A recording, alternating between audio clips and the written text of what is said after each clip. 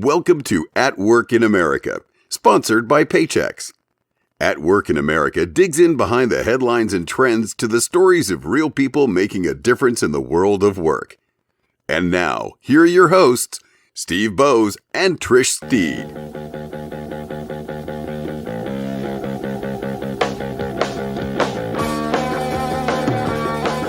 Welcome to the first episode of the At Work in America podcast for 2024. Is that possible? I feel like we should have already done the first one. I'm not sure, but my name's Steve Boese. I'm joined by Trish Steed. Trish, how are you today? I'm fantastic. How are you?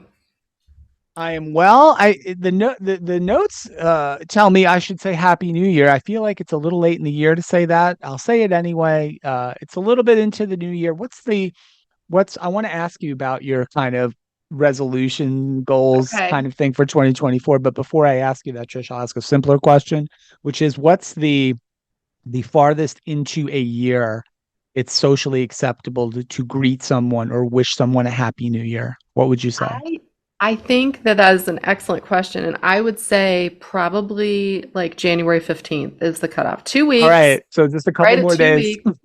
Yeah, we're good because I actually sent a note. Now that you're saying this, I think I sent a note yesterday to someone, an email, and said Happy New Year. So yeah, Yeah, probably by the 15th. Cut it. okay. I was on my mind too. I was doing the same thing, I think, yesterday, sending an email to someone who I had not, emailed All with right. at all yet this year. And I thought, oh boy, it feels a little bit late to be wishing a person Happy New Year. So I think I switched it up to, hope your year's off to a good start, that version of it, which Oh. is sort of the We could same, but change it but up. We could just but say Happy New Year from like now till June and see what happens. yeah, we could. Are you a resolution person or an intention goal setting person? I know you're a goal oriented person, but I do you do a am. specific New Year's? Here's my goal. Here's my I resolution. normally don't. I don't because I don't know that I even like I have sometimes the memory of a gnat, and so I don't know that I would remember exactly what I said. I will say this. Two things. I like to have more of a word because I can seem to remember one word better. My word for this year is unbothered. And the Okay. reason I am unbothered, and here's why. So, my sister, as one of the Christmas gifts this year, cross-stitched a little saying for me. I'm going to read it. It says, "One day she remembered it wasn't her job to make everybody happy, and she lived happily ever after." And so, it's a cool gift when someone makes something for you. But the more I have read this, like every single day, it sits right by my bed. I kept thinking, you know what? I do that. I constantly, which is probably why she made it for me, I constantly worry about keeping everyone else happy. And if something's not going exactly as planned, it's my job to jump in and fix it. And so that's why I picked unbothered, because I really need to just let all the other adults in my life figure it out. Figure out your own stuff. You're on your Figure own, out your own basically. stuff. Yeah. Okay. I And like it. truly, I've only been doing this now for a couple weeks, right? Christmas was 3 weeks ago, roughly. And I already feel like the sense of like calm because, my kids they're twins, they're 20, right? And things come up and I'm like, wow, that's awful or sad or whatever, annoying. And now you need to go and handle that. So it's been kind of an eye opener. So unbothered. What is your All word? Do right. you have a word or an intention? When I did a podcast recording a couple months back with our friends at Unum, Mhm. and that was one of the questions that they were asking various folks that they had guests on their podcast. We recorded it out at HR Tech, so it was a few months ago. But I said at the time I thought the word of the year was empathy. That was the word I picked, Mm. and it was a Yeah. little bit more about a bigger trend that perhaps we'll talk about a little bit on the show today, or as the year starts to unfold, which was I got this sense of we were, pandemic was obviously a huge disruption to everybody's lives, certainly personal lives, work lives, schools, businesses, you name it, right? Every institution around, right, was disrupted immeasurably by it. In sort of the second half of last year, that's kind of the feeling was okay, it's kind of finally over, even though I know it's not over and people are still getting sick and don't Right. message me. I'm aware that COVID is still a thing, but the major disruptions, right? The Yep. changes to our lives are largely uh, done, right? Or at least mostly done. And so I thought, hey, maybe now we're going to get back to, or even earlier in the year, I thought we're going to get back to some of the things that were really important, either for the pandemic or during the pandemic. And so I thought well-being and taking care of people, taking care of Mhm. workers, taking care of each other, et cetera, et cetera. Like we were, maybe it was a little bit optimistic. We were going to like sort of return to some of that. And I was kind of worried because I felt like we spent all last year talking about artificial intelligence, Mhm. right? Especially in the tech space, which is where you and I spend a lot of our time. So for me, I thought empathy was a good choice because maybe it's a wishful thinking thing as well, because I'm a real big tech person, but the technology doesn't really accomplish anything on its own, right? And so I thought reminding us all, including me, that this is a people business, right? We're in a people business. The companies that we work with are in that business too. And so that's why I picked empathy. And it was more about that. That was a very long answer to a short question. So, No, that makes sense. And it was coming up at a lot of different events in the fall, right? That was just kind of a theme that kept popping up, empathy, which is now that you're saying that, now I'm feeling really shitty about my my use of unbothered, which is like the no, exact opposite of empathy. I am not. yeah. And that word was a little bit more, I don't want to say that was my personal Steve Bose's word kind of Right. thing. Okay. I'd probably give a different answer to that. But You're not going to be more empathetic this year? I uh, think you I, should. See, you be I'm more empathetic and not I'll sure be I more can. unbothered. I'm not sure I can be. Hey, a couple things, Trish. We're going to get into some other topics for sort of a little bit of a look back on 23, some look ahead stuff for 24. No guests today on the show. I just wanted to let Nope. people know that who are listening. Um, we are going to certainly do guests in 2024 like we have for 15 years on the show. By the way, Trish, our show hits its 15th anniversary shock in a few months. So we're going to note that, of course. We'll do something special for the actual anniversary, but we'll also do some other new things during the course of the year and maybe bring back some older Mhm. things as well that we've enjoyed doing over the years and people have hopefully enjoyed listening to. So we're excited about that. So on this show, Trish and I want to talk a little bit about, like I said, some of the stuff from last year, some of our plans for this year, some of the things we think will be important, some of our plans for our show and for our business too. We're happy to share.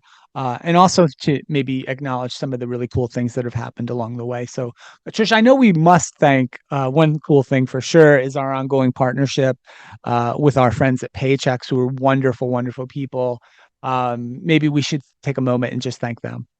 That's right. I definitely want to thank them. And before I even do that, I want to give a shout out to them because, once again, right at the end of last year, Tom Hammond came on the show. So if you've not listened to his episode, go listen to that. It's the perfect time of year to be thinking about actually your technology and specific things you can be doing to prepare for the new year. So whether it's payroll, benefits, HR, he really came well prepared this year more than ever even, and great show. So we want to thank them for their continued sponsorship and just friendship and support of this show and everything we're doing. They are one of the leading providers of HR, payroll, retirement, and insurance solutions for businesses of all sizes. Are you ready to drive growth and tackle the challenges ahead of the new year? With insights from 600 businesses and HR leaders, Paychex has just released their 2024 Business Priorities Report, revealing the strategies you need to succeed. With rising interest rates and inflation, along with the struggles to keep top talent and develop leadership, it can be really tough out there. But the report reveals that a whopping 98% of companies are planning to use AI to tackle these issues, and that's just the beginning. It's packed with insider tips on improving employee benefits to automating workflows, and this report is your strategic roadmap to success for the year. So get ahead of the game and download your copy today at paychex.com/AWIA. That's paychex.com/AWIA. Business success this year is just a click away. So, Awesome. Yeah, that's cool. I love how Paychex is constantly doing research, sending mhm, out reports, updates, all the yeah. compliance stuff, all the, like you said, the show we did with Tom with all the year end checklists and steps you have to do to get ready for year begin. Companies probably are rolling out W-2s, right? As you're listening to Mhm. this and all the support that Oh my gosh, the way they process those, it's a whole nother story. You can listen to the Tom Hammond show where he talks about it in more depth. But The speed and ease of which they do that now is mind blowing. So, yeah, yeah, you're yeah, right. And you know what? Can I tell you, they've been doing these reports for a number of years. It is always valuable. And it's something you're not going to just read today. You're going to go back and read it maybe once a month, right? Put a little tickler file there to go back and kind of check in on your own organization, right? So it's definitely something they do not just for their own clients, right? They do it for all of us, which is really nice. yeah. So great stuff. So some of the things we want to do today, Trish, I mentioned our show's hitting the 15th anniversary coming up in a few months. Some things, especially for new listeners, and I'm remiss because I didn't do this in the end of the year, but every so often, Trish, I'll get a message from someone who is basically along the lines of, "Oh, I just discovered the podcast." Right? I get Hmm. those probably once every month or so from I someone just out had there. one recently. Yeah. Yeah, and sometimes I think, how are you just discovering this, right? Like we've been doing this for Students, forever. Yeah, and I think it's young younger people. people, Hmm. new entrants into HR, certainly, or people who are transferring into HR, maybe from some other field, and wouldn't have been inclined to find this little show. But so I will write up a kind of guide for new listeners soon. I'll do that and put that on the website. But the Trish, the first episode we did on this humble podcast was back in 2009. It was so long ago. I did not at the time even call it a podcast. I Right. didn't call it anything really. We probably didn't Like a get together. adopt the word podcast for a couple of years after that. I don't know how many episodes there are. We stopped counting at 500. There's over 600 now, and maybe probably closer to 700. Um, we'll probably hit 4 million downloads this year at least. I mean, I'm sure if we were able to count them all up, it'd be more than that. But officially 4 million this year, which is exciting. Over 100 countries are represented if you look at our downloads, say over the last year, and we're doing more live episodes. We sort of got back to that. It's something we had done in the earlier years of the show, Trish, you and I, Hmm. at events, and we've done a little bit more of that this year. And I expect we'll do some more of that in 2024 as well. So more to come on that. Trish, it's been fun to continue to do this. Full of different logos, a couple of different color schemes along the way, a couple of different websites, right? So and now on the network, of course, and maybe you could talk to some of this because I know you're super proud of some of the partners that we work with and some of the other shows that get syndicated on this feed. Of course, it's not just us; it's our friends Sarah Morgan and the Play by Play guys and Mervyn Dinnan and more. So anyway, Trish, your thoughts on looking back over 15 years of this? Well, you're right. It's gone through many iterations, but I think it's all been, positive growth forward. And you're right. We now have, I mean, when you consider the vlog and the Workplace Minute, I think it's like 9 shows under the umbrella, which I know when you started this in 2009, that was not the intent. But I think that that's a testament to both you and your sort of ability to be agile, right? Through all different business circumstances, through all different jobs. When I joined on in 2013, which I can't believe is, now 11 years ago, it was January of 2013. So I started out as a fan and I'm still a fan. And I think that's why it works because, you and I often come at things with different perspectives, which is really good. We've had shows where we've argued, we've had shows where we've, agreed on things. And I think that's what keeps it interesting, that we're not afraid to give our real opinion and we try and just be very genuine. And I think the guests that we bring on are in that mindset too, so that you're hearing sort of cutting edge thoughts of what's going on, but it's things that you can relate to. And I think Yeah. that's what keeps it going. So. Yeah, and we have to sort of go back to your unbothered word a little bit. We Mhm. have gotten over the last couple of years for sure to a place where what the show is like Yeah. we're doing what we want to do with it, what's Mhm. interesting to us, and then hopefully interesting to a big audience as well, or a audience. And sometimes, honestly, I don't really even care how much of an audience there is if I think the topic is worth talking about. Agree. And luckily, many of the things we do talk about here on the show do resonate with the broader community that we're speaking to. And so I'm happy about that too. But yeah, like in the old days, I might have jumped at saying, "Oh, I don't want to pick on anybody, so I won't name anybody, but software company XYZ is just releasing version, one, two, Mhm. three, four, five of some product, and the CEO wants to come on and talk about it. Like we Yeah, don't really do those anymore. And in the past, I would have probably, oh my gosh, that CEO wants to come and talk on our, we would have done it for sure. sure. So we're doing really much, much less of that. We'll say it that way. Well, I think And too, doing the things that resonate a little bit more for us, I think personally as well. exactly. I think that, like anything, you will see more success if you take charge of your own situation, right? And us talking about something that's not in our hearts is not going to be as interesting. It's just not. So you're right. I never focus on how many people might listen to something. You and I both, we get pitched a lot of things, but we've kind of gotten away from that too for the most part. We go out and pursue who we want to talk to versus how it used to be maybe 10 years ago, where it was, you know, several hundred pitches a month coming Oh, in, and we were there's still trying to. there's still hundreds of Oh, they're pitches. still Yep. there, yes. But I'm just saying, like, we're much more selective. So I like that. Yep. And as a listener, that if you're hearing it on the show, it's because you and I really believe in whatever we're talking about. So yeah, we've got some exciting shows coming up. Obviously, the Oscars. I want to at least Yep. mention the announcements aren't even out of who it's going to be. I'm already making my guesses.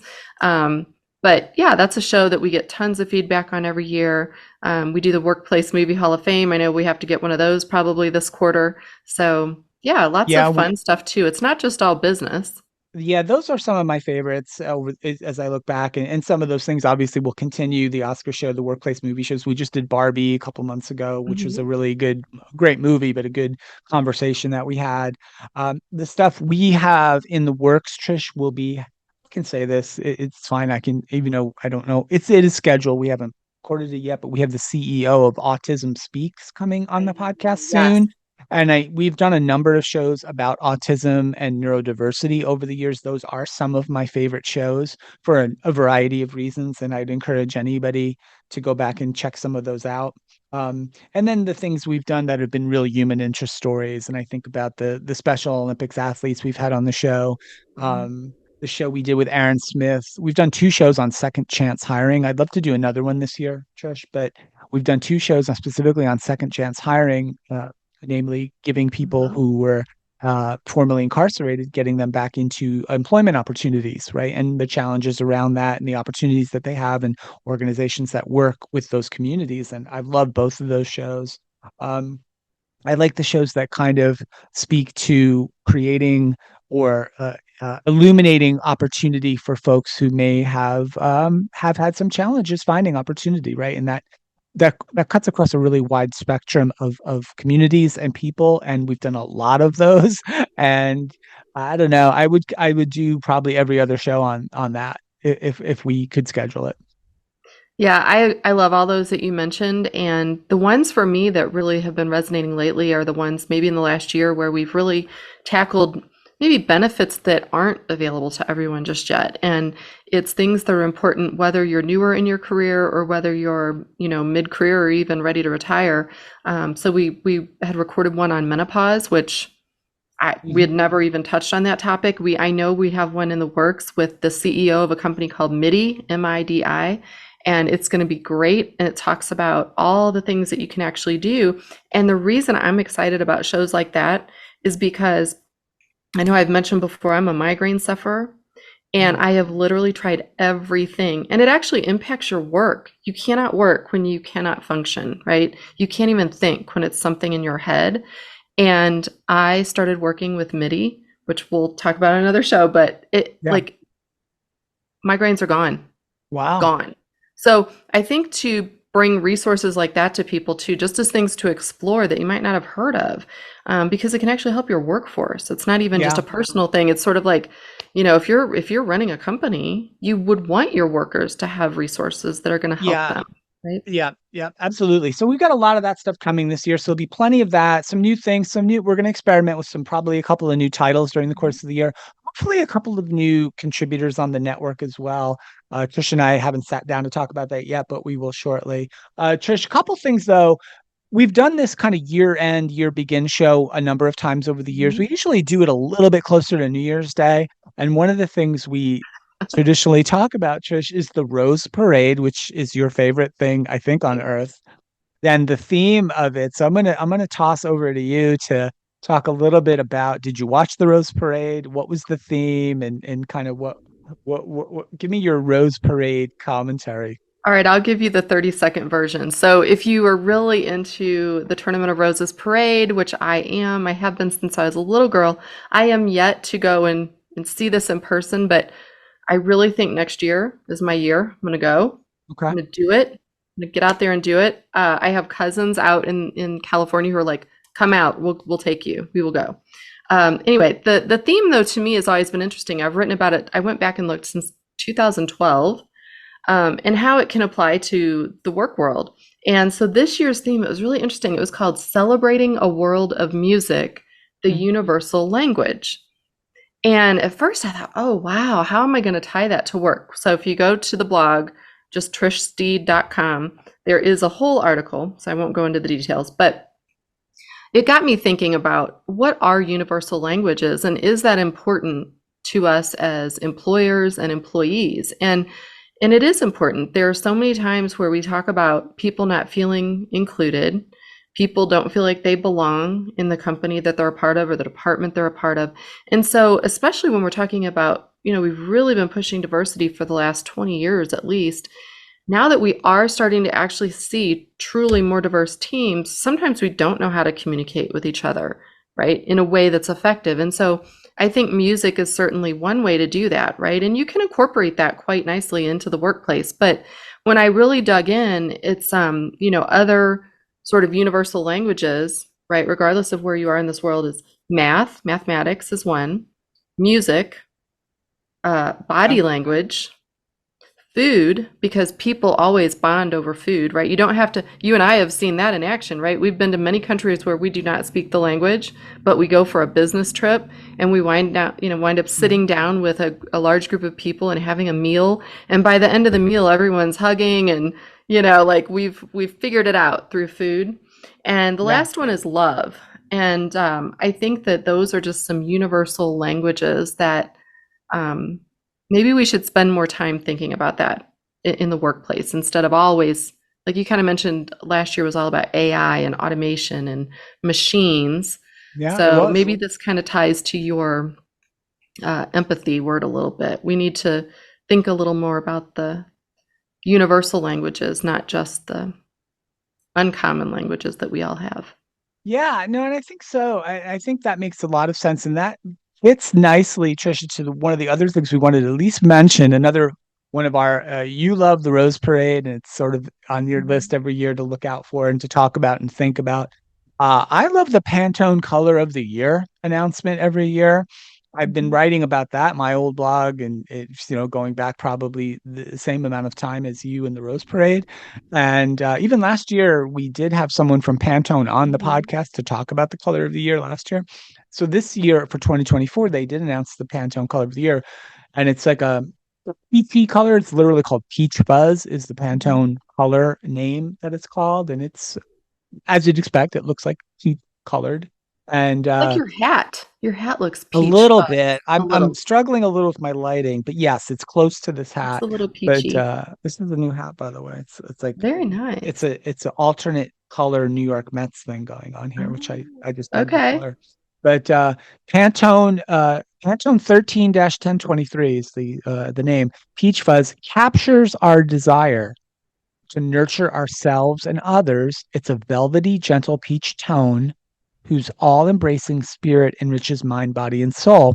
We'll have to throw a picture up of Peach Fuzz when Yeah. we post this video. But so I That think ties that right to it, doesn't ties it? right in. It does. Color and Like, I yeah, didn't and think of I color as one. yeah, color as a universal language too. Color is a universal Yeah, that language. I get Oh that for my sure. gosh. So I think that fits in. I'm sensing a theme here, whether it's like connection, Mhm. nurturing, empathy, which I talked about earlier, Mhm. music Not connection you being talked about. unbothered though. I don't fit. I'm like the It's I like it. Well, but maybe we think like bigger. Let's roll this into some of, Mhm. obviously the work that we do and a lot of our partners do is I would to, love that. hey, maybe let's not bang the drum so hard for AI and bang the drum so hard for algorithms and chat GPTs and all these things, Right. whereas all those things are important. They exist, they're valuable, they're influential. We can't deny any of that. But is really what we're talking about, trying to make people's lives better inside work and outside of work, which hopefully is a lot of what we're doing in the work that we do as well. So I thought that was cool. So yeah, peach fuzz is the color of the year. It's a really cool color. I like the color just as a color. Mhm. So I'll have to find some more peach fuzz duds this year, and or maybe I'll buy a new tie or something You to need fit the to. theme. But knowing you like I do, and knowing that that is such an important thing, truly, to you, the color of the year, and it does impact the way you think about the year. I went out and looked to see, is there a color palette that Oh, Pantone okay. has for the year? And Okay. they do. They actually Okay. do. I will run through them very quickly, and if you're interested, please go out on the Pantone website. You can find it. But the color palette, they give it sort of a theme of its own. And so the theme for this year, in terms of color as the language, is nostalgia and transformation, Mm, both. I And like that. using nostalgic colors to help you transform, whether that's your wardrobe, your home, your workplace.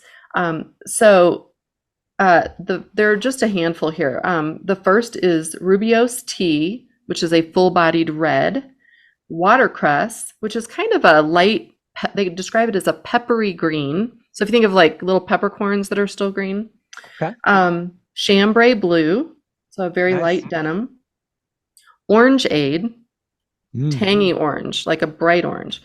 Then you get into kind of the pastels. So there's a desert flower pink, a pastel lilac, capri, which is kind of like a lighter tealy blue, mint, lemon drop, and the last one is marlin, an aquatic blue. So Nice. I love it. sounds like a lot of like kind of lighter, brighter, kind of Yeah. like with peach fuzz, right? So I think that's the thing. It's we're getting away from sort of the dark, moody colors, and they're, Yeah, bringing and back some nostalgia. last year's color of the year was a deep, rich. It was, I don't know if you remember, Trish, it was Viva Magenta was the name of the Yes. color. So it was this really earthy, Hmm. deep burgundy, magenta-ish, even Loved it. had hints of brown in it. Like if you looked really closely at it, like it was Yeah. a rich, like a fine leather-bound book, Trish, Ooh, I like that. with a mahogany spire.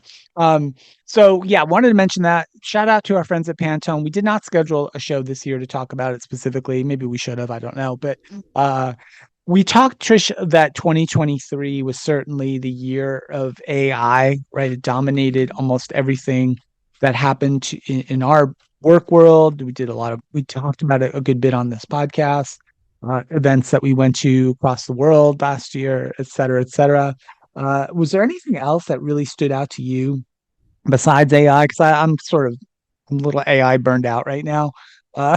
Anything besides AI that we say, oh boy, when we spent a lot of time on that in 2023, and I wonder, if we should have or if we will continue. We did, and obviously you and I have our own report that's out on the HCM trends, so I won't go through all of that. The one that's been standing out for me a little bit is, and we called it out, is the changing nature of compensation. And Mm, a lot of that has to do with pay equity, of course. But, we've seen a couple demos lately, and in fact, already this year. And it's being incorporated in such a way so that, to me, it's bringing some of the knowledge around how compensation is determined, how things like your compa ratios figure into paying employees and deciding how you're going to bring in new employees. Those things are now going to be available to really any company of any size, if they so choose. And so to me, it's about bringing data to help that yeah. equity. So I feel like we've taken a step there. It was not just We're not just talking about being equitable in the way that we pay people and recognize them. Now we're actually saying, and here's how you do it. So I love that big step. I think that's one. The other thing, I had looked at the just the consumer electronic trends from their Mm, show, just to see if there were any crossovers. Of course, you're right. AI was a big one that went across industries, right?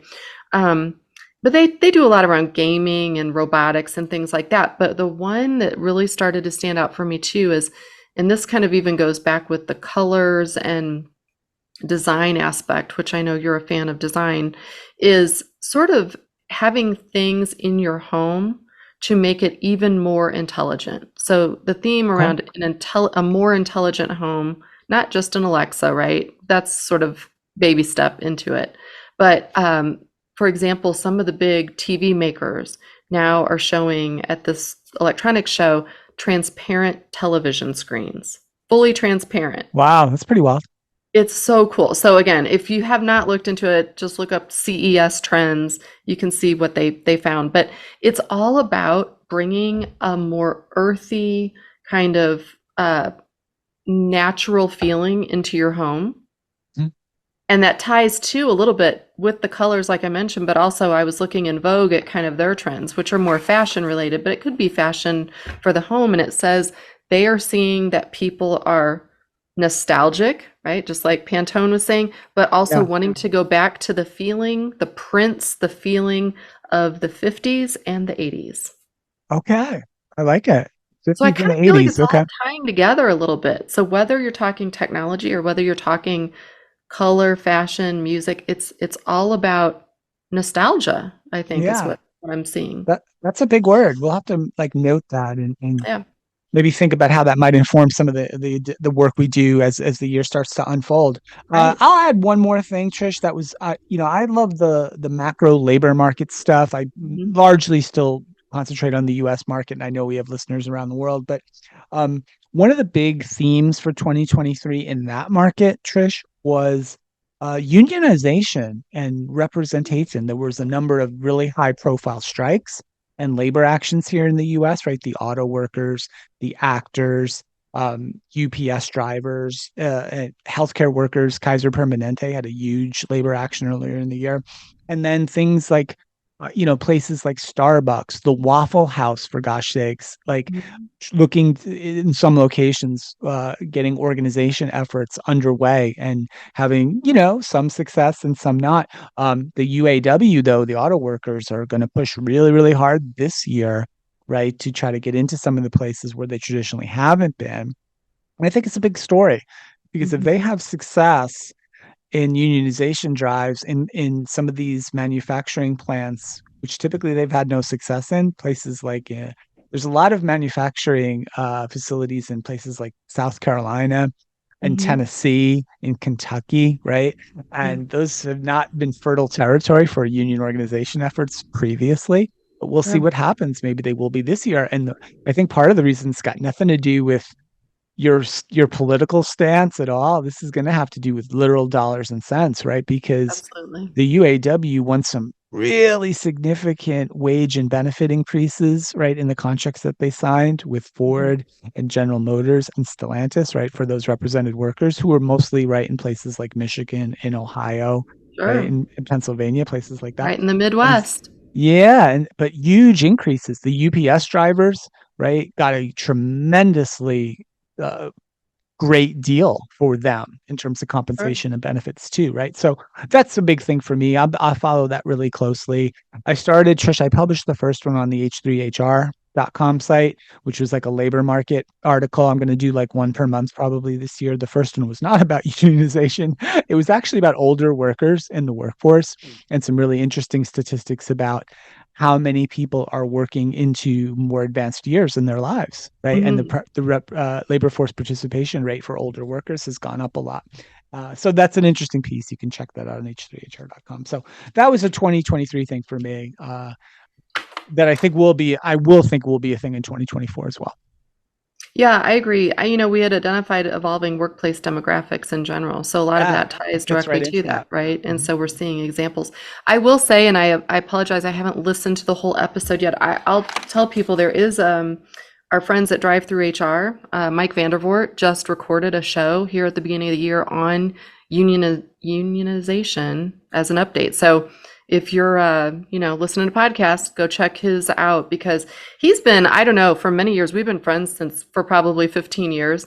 He is a union expert, right? And so if you have follow Mike Vandervoort or listen to that particular episode, I know Yeah. he just covered it. So So we'll have to have a meeting, off the air, Trish, where we talk about some guests we want to get for next year. I would love to maybe reach out to the UAW or maybe even absolutely. some folks at Starbucks and see what's going on there too, right? Because that's Yeah. kind of the other side of that coin. Um, Yeah. People who are living it, it's real, right? On both sides. Yeah. 2024, Trish, there's so many things, right? We have our workplace trends report, which you mentioned, and we have AI, of course, is something that's going to be reckoning with in 2024, demographics in the workplace, compensation shifts. I think frontline and hourly worker emphasis is going to be a big one in 2024 as well.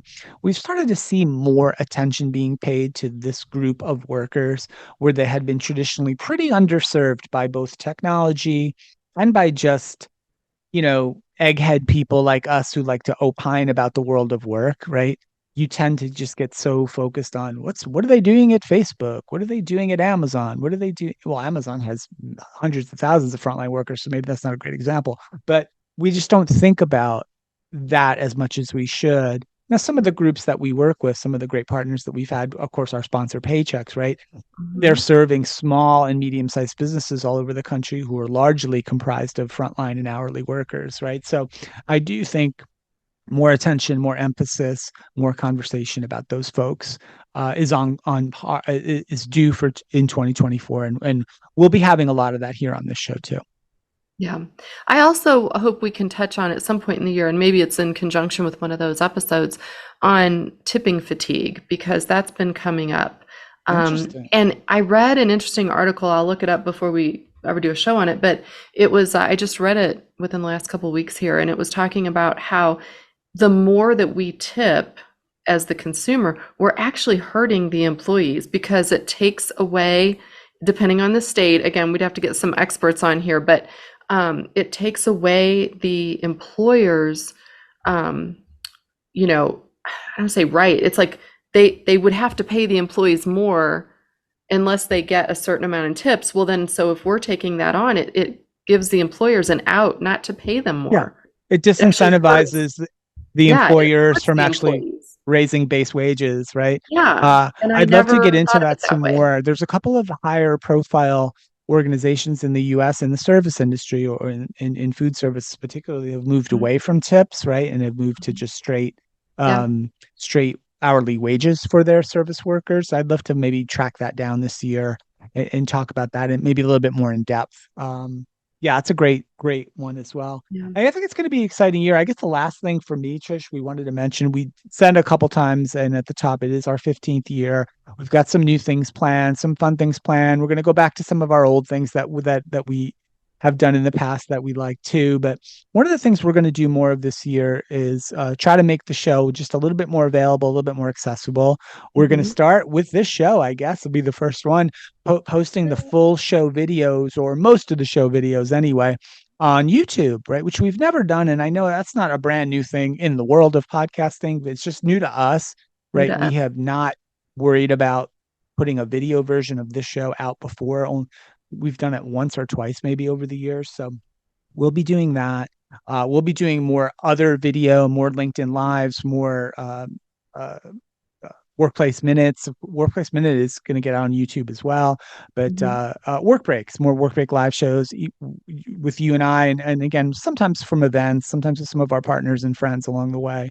So we'll be leaning into that some more too. So we produce so much content for just a small organization, right? Or 3-person organization. I hesitate to throw us into, okay, we're going to do more content this year, but we'll see if we will or not. But it's already a tremendous amount. But it'll be different content, right? We're going to just shift gears a little bit, and you might see some of the things we've been doing that go away, and you might see some things, like you mentioned, and it is true, we're going to be out and about more with the show, right? So instead of just at the big events, we're going to be more in different organizations, talking to the teams there, individually, so that we can have a better perspective on both product and on what employees need. So that'll be fun too, taking the show on the road more. Yeah, it's going to be a great year, though. I'm really excited. I'm jazzed up for the year. I'm hopeful. I'm optimistic. I'm empathetic. I learned that. Are you empathetic? I am unbothered. You're unbothered. But so let's give out a couple things again. We might have some new listeners and if you made it to the end of this show with us, with Trish and I, thank you. Kudos to you. Thank you. Our company is H3HR Advisors. We're at h3hr.com.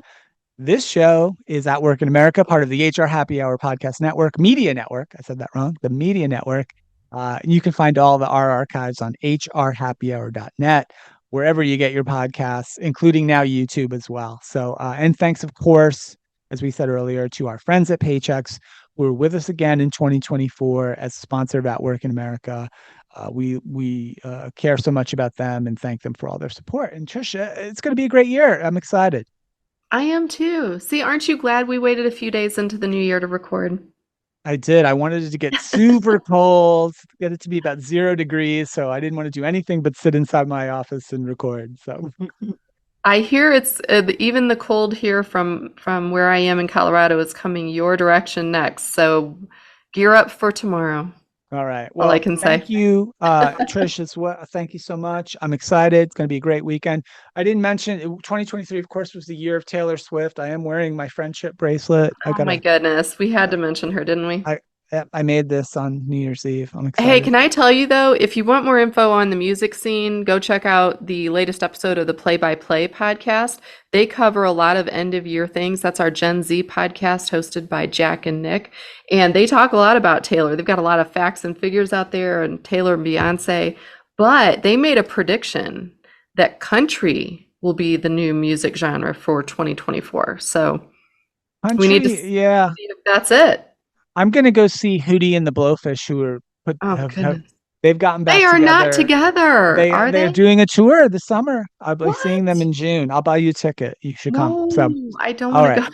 to go. For Trish Steed, for Hootie and the Blowfish, my name's Steve Boese. Thank you so much for listening to the show. We will see you next time. Check us out on everywhere you get your podcasts. Bye for now.